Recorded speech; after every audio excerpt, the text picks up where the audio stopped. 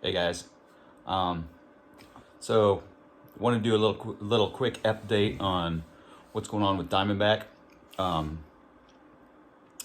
Still working on it, still working on manufacturing, still designing, still building.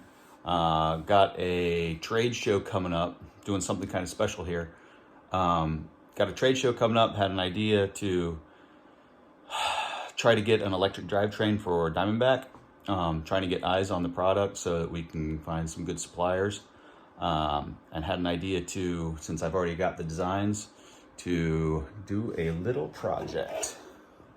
We are going to 3D print a 1/8 scale version of Diamondback and make it remote control and hopefully drive it around the trade show. We'll see if they let that happen. But we're working here in the lab.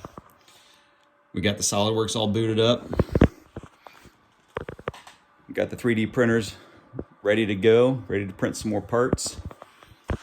We're gonna see what we can do to get some eyes on the product and keep it rolling. So, a lot of work in progress, still working hard. Hope to see you on the comments, and heck, maybe we'll see some of you at the trade show. See ya.